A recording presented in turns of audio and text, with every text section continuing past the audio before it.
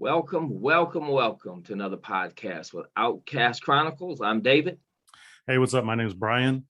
We have a special guest with us today, which we're always excited to have. This is a longtime friend of mine, but I'm going to introduce her officially, which is kind of weird because we've known each other for so many years. But this is Eliza Cortes Bast, and she is a Latina leader and pastor and a denominational executive specializing in strategy, innovation, and mission for the church. She is completing her doctoral studies, researching how transformational leaders in ministry learn how to lead.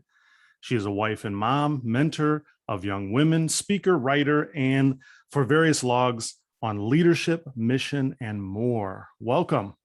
Thank you for having me. And we're so glad that you could join us. We've been talking about getting you on here for a while. And it's interesting, we're going to talk today about a podcast that recently came out, and man, it has just thrown the church world into a frenzy.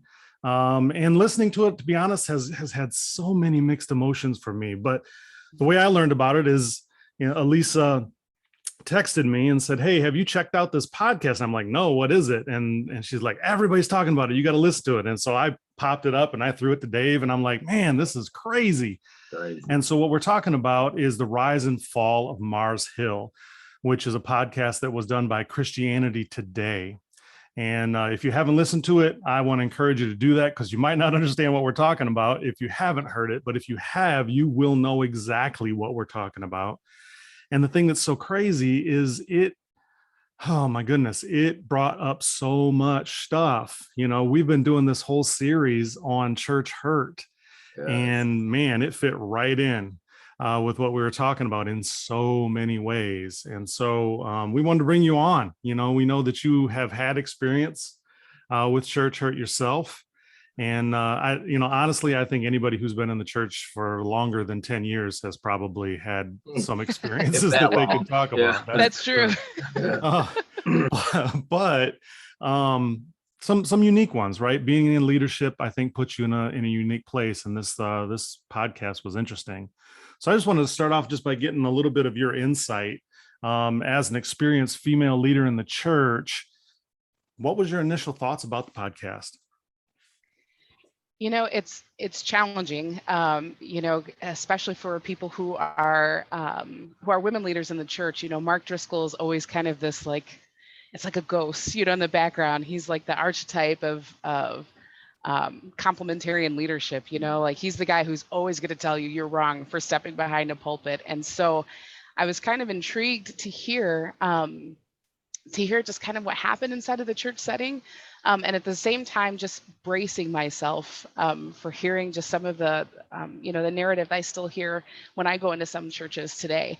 And so it was this weird part of being curious about what happened from a leadership perspective in the podcast, but also just kind of bracing myself for how he was going to talk about women, how he was going to talk about women in ministry, healthy femininity and healthy sexuality in Christian marriage.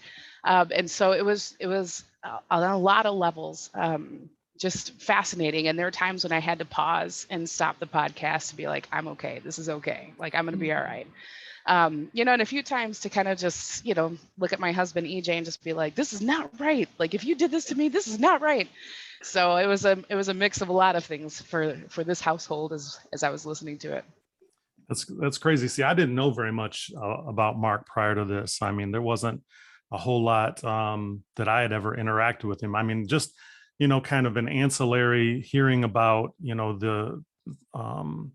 the group of churches, that he had, the Acts 29 network. Yeah.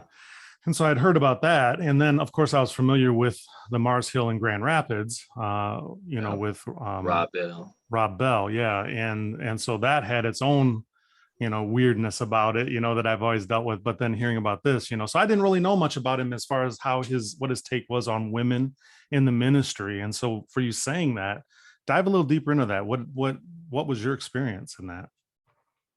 Well, so it's a little, and my seat is a denominational executive. I respect that we have a wide variety of people from a lot of various spectrums and a lot of different ideologies or theologies inside of our own system. So we have some people in our system that have planted churches and were part of the Acts 29 network. And Wow. I know that even though we're colleagues in ministry by our own denominational ties, that at the same time, I'll never be able to step into their pulpit. And so it was always kind of this collegiality of understanding where someone was coming from, and at the same time being like, man, I don't know if that's biblical. Is this the network you want to be known by? And so it's tricky, right? Because here's a network that has planted churches. We've seen people come to faith. And I think about what the producer for the podcast said, that, the rush is to always judge things by their fruit. But sometimes we don't take a step back and judge things by their hurt. Mm-hmm. Oh, that's interesting. Really interesting. What stuck out to you, Dave, about the podcast and when you were listening to it? Oh, we don't have enough time. Everything. I mean, everything. From my perspective, dealing with at-risk youth for the last 5 years, and that's been my focus for ministry, a much needed message to men. That's hard for me, man. He comes off very hard, but I've been similar where he's at. I have said some questionable things from my platform. However, shock value in dealing with today's youth was beneficial. The adults that were there were like, but the kids would gravitate towards me. For someone who has never done ministry like I'm doing now, most of the questions that the adults would ask is like, how are these kids so attracted to you? Why? They're like, I've never seen kids gravitate towards somebody like that. And I know it's not me, it's the Holy Spirit. But I'm kind of a no BS kind of teacher. I lay it in, I say it as it is, and their vernacular, and I'm reaching out to a generation that's so lost. And we're dealing with an unfathered, fatherless generation of men, boys who are so lost. And so it was hard for me. There's just so much to talk about. I think he took too much for granted, took too much privilege in his authority. I think that was an issue, which today, I think 2016, he started Trinity Church, and he's under allegations again today. But that's for leadership. It's, do you question the message? His leadership skills are definitely in question. So Lisa, how do you perceive his leadership skills if you were under that, or knowing people? Before you go there, I want to stop right with what you're saying, because it's interesting. Because one of the things that hit me really, and I struggled with initially, is, this is a look back. This is trying to go backwards and look at what was, a long-term ministry, and it's putting it under a microscope. And so I struggle with that sometimes, because I think any of us, if you look back at things I said, 20 years ago, you'd probably have a problem with me too. And because times have changed, number one, and we've come into this different space where there's a different sensitivity than there's ever been. But the thing that really hit me was I loved some of where he was coming from. I loved some of his message and some of his emphasis. I've struggled with the church, coming into the church and feeling like, as a man, you had to become so soft that it didn't fit me. And I struggled with that. And he kind of spoke to that. He kind of was like, the whole idea that they did that Fight Club. And they had such a hard time with that. Personally, I thought it was kind of cool. I was like, I'd go to the Fight Club. I'd let somebody yell at me for a while, because sometimes I need to be corrected, and I need somebody to talk to me tough. But that's just, as a man, sometimes you need that. You need somebody in your face. We've often talked about it between Dave and I. We've confronted each other hard at times, and we've needed it.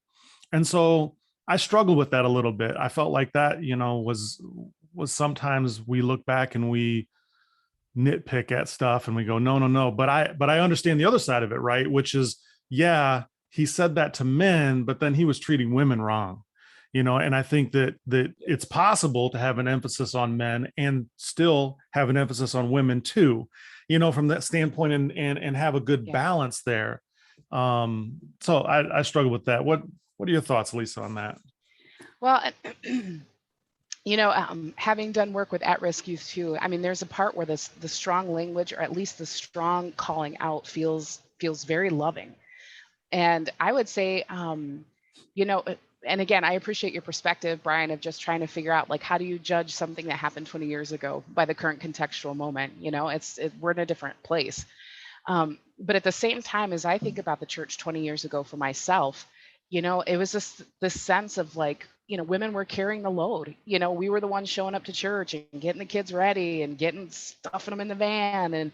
And so kind of having a strong voice that encouraged men to step up and take some spiritual leadership did not feel totally bad. And so, when I first heard it first blush, I'm like, I remember sitting in some services and hearing the echoes of that, in the local church where we were at, just being like, I remember co-signing on that. Like, yes, you need to please step up and take some leadership. Like, the women are tired and the women are carrying the load and help us, step up.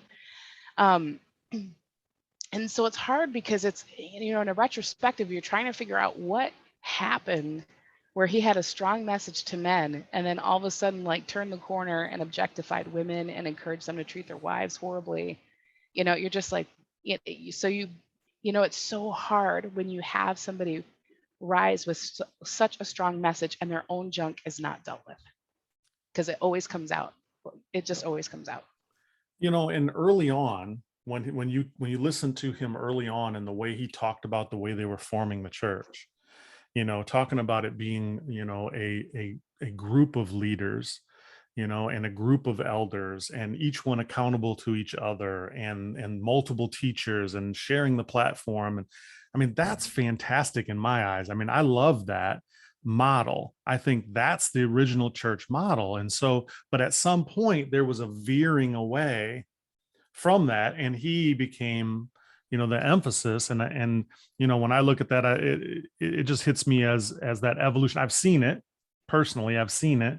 And it's that evolution of ego. It's where ego just starts pricking at you. And I can guarantee you at some point he had other real significant leaders pull him aside and start talking to him and saying, you're the man, you need to do this and you need to do that, because those are the voices that always come to a leader in a church. And it's so, it's frustrating to see it happen, when you set back and you look at the whole scope. But if you're in it, it's a slow cook.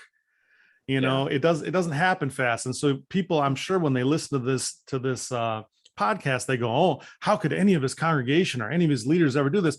But it's a slow cook. It's like a frog in a pot, and it slowly comes to boil. Next thing you know, you're cooking and you're like, I don't know what to do now.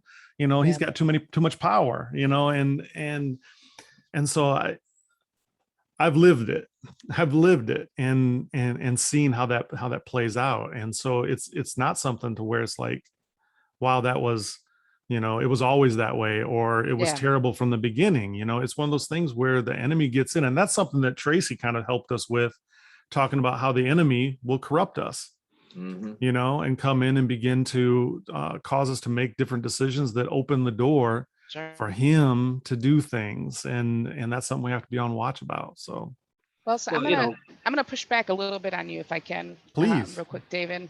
Yeah, go ahead. Oh yeah, definitely on him. Push back on him. No, I'm pushing on you. I'm pushing on you, brother.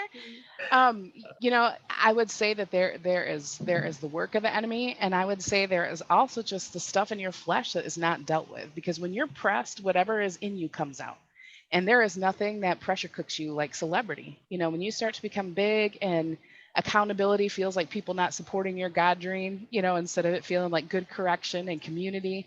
And you get pressed like that, what's in you comes out. And so, I would say that, sure, is there a part where Satan got in there and stirred the pot? Absolutely. But what I would also contest is that when you look at the trajectory of his story is, and in the podcast, when they talked about Josh Harris too, is this idea of you had very similarly wired leaders that were propped up very early, maybe didn't have the discipleship or the leadership mentorship that they needed.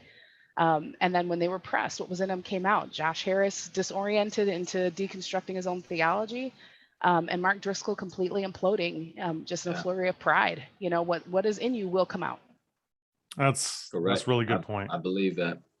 Yeah, that's and you know, and balance is the key to life. And when you begin to lose that, I love Eric Thomas's definition of ego, and it's edging God out.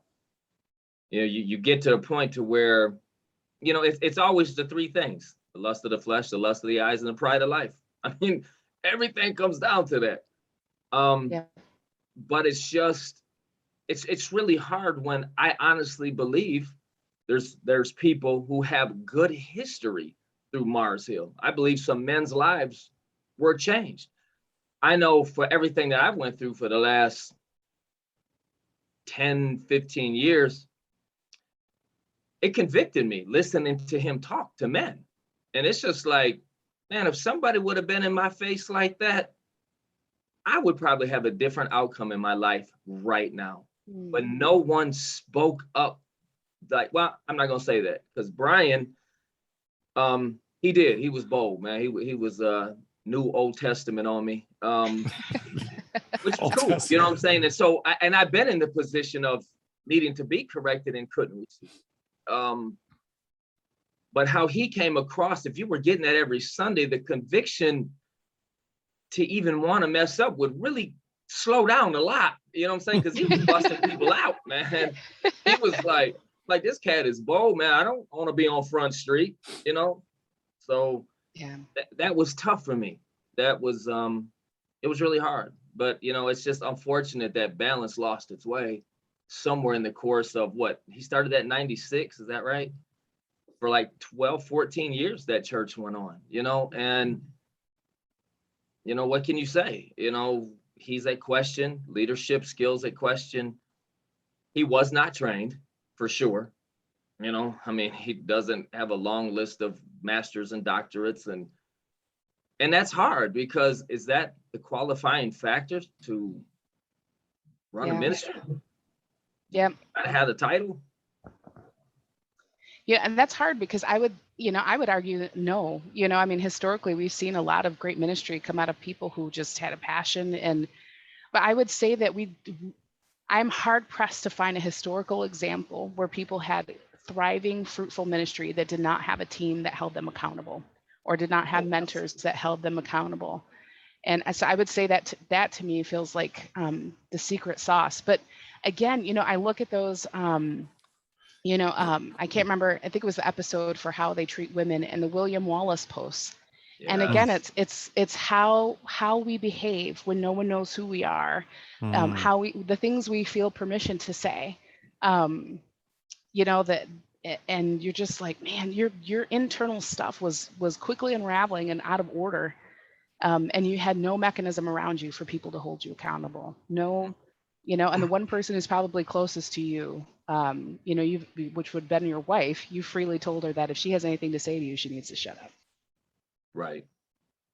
Well, it's just like the one young lady who they let go, who actually made the comment to other elders in the church about, you know, it would be good for have older people around him to help him, you know. Yeah. And that turned out to be a fiasco, right, and firing her. And she was didn't say anything bad. And so she was dead on. And I think what I realize, especially from my own personal experience,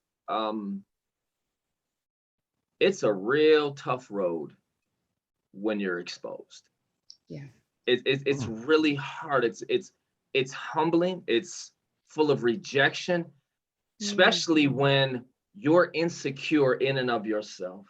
You know, he often refers to his life prior to salvation, which he fought all the time, and abusive, bad relationships. His father was rough. You know, the guy's 5'9", maybe had Napoleon complex. I don't know, you know, but that's how he acts. You know what I'm saying? Like, he has to prove something. And I'm like, that to me is where I think when they started to question his ability to leadership, they were trying to help him, not hinder him. But I think because of deep rooted insecurities, he saw it as a threat. Yeah. What do you think about that, Lisa?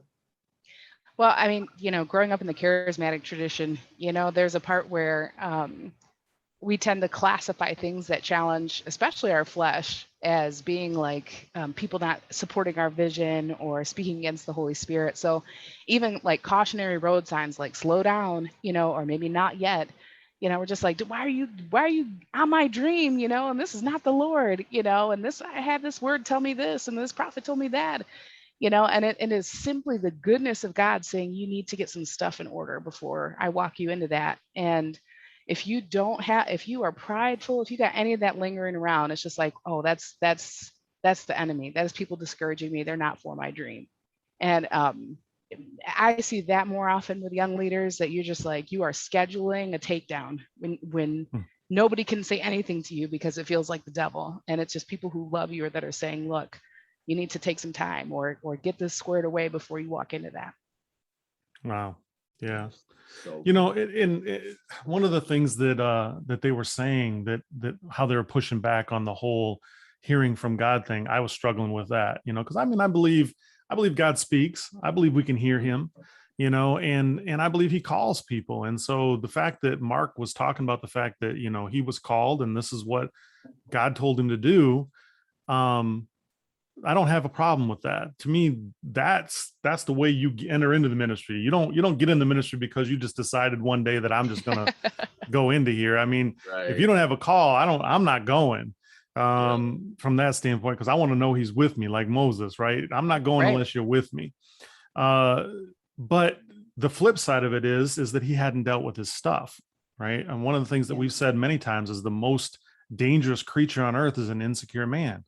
And the fact that he was insecure, he had these insecurities, and the more he got propped up, the bigger things got, the more he felt exposed, which we can get into, the whole syndromes that talks about too. But so, well, just to Dave's point,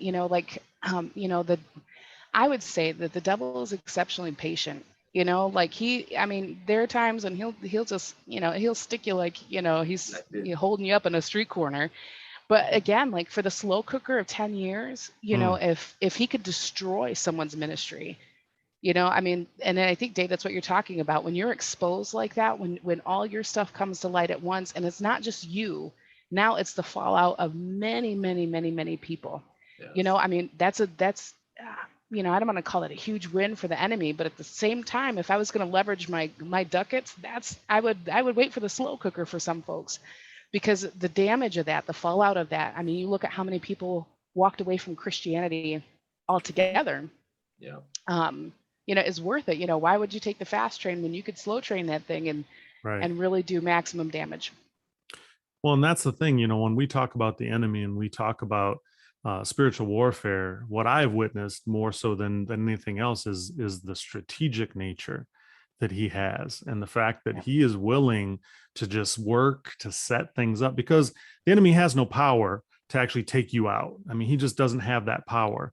And so what he has to do is he has to get you to work with him for your own demise. And that's what it felt like happened here, that this was something that God set up and God was using. And actually the initial setup of it was radical and yet so biblical, but then it just, I won't say evolved, it devolved. It went into this other place, which was actually very similar to most of what the charismatic tradition uses for its church model, which is one central leader. Yeah. And everybody else just supports that central leader, which is a horrible model, which doesn't put anything in a place to where there's any real accountability, and I think that's where, but that was purposeful at Mars Hill.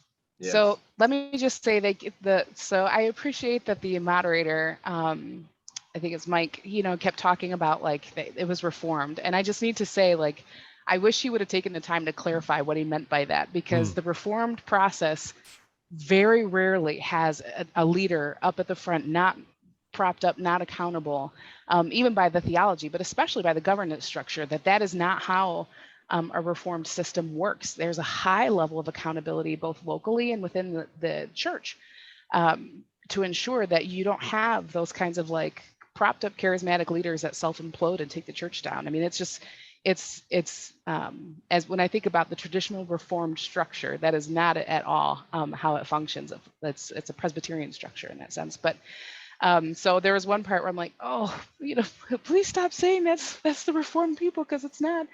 And for that reason, there's elders and deacons, and the elders and deacons are responsible for the big things for the church. That the elders help hold you accountable for your doctrinal theology. That you have a local region called a classis that helps hold you accountable, and that's the traditional Reformed structure. That would have never happened in a traditional Reformed structure. It brings up a question. So, one of the things, I don't remember, I think it might have been, I'm trying to remember, I have it here. It was in one of the episodes, State of Emergency, I think it was, where they talked about the firing of two of the founders, who had been with them all along and were elders, but were also on staff. What are your thoughts about having staff as elders? Yeah. Oh man, I believe that the best way for a church to function together is that the church gets to participate in the running of its own body, and that includes having elders who represent the body of the church, and that the staff is partially accountable to the body. There's some things that I believe that the senior pastor is responsible for in a very particular way. And at the same time, for any leader, if you do not have people who have a non-vested interest, I'm not worried about my job, I'm not worried about my benefits or my bonus, but I have the ability to speak on behalf of the people that you are representing and serving. Same with government, same with business. And if I choose to not listen to those people or put them in a position where they can't be honest without risk, then I am a bad leader. I mean, that's the bottom line. And so I would say you need to be able to free up the channels of feedback where people have absolute permission to say what is so 100% without fear of repercussion. And you do that by having good lines between the constituency they represent. So you get your feedback from your staff and you get your feedback from your congregation through your elders. Well, yeah. And how can, go ahead, man. Yeah, I was just talking about communication, how important that is. But however, I guess sometimes where I have an issue is, what do you do with the guy with the vision? You bring on these, I am definitely against religion. I make that stand often because I believe Christianity was never meant to be a religion. It was meant to be a relationship. And then you have all these contingencies with the elders and the board of this and this. When does the final say come? When does a person holding the vision allowed to pursue the vision? And without all these parameters, because you got board member 1, 2, and 7. Oh, that's not God. Then you got board member 3 and 4. That sounds like Jesus, man. Let's go for it. To me, I've always loved the saying, too many chiefs, not enough Indians. I mean, it's like, because even, not to validate him, but I know he was paranoid because he wanted that authority. He wanted power. But so do other people on the board. It's like, I'm on the board now. I'm a board member. So no, I don't like it. Okay, so how do you deal with that as a leader who has the vision? When is it not okay to carry that out if it doesn't agree with the board member? Yeah, I mean, that's a good question. Part of what I tell people who are setting up their board structures or their staff positions when we're consulting with churches or nonprofits is that we have to be very clear about our expectations.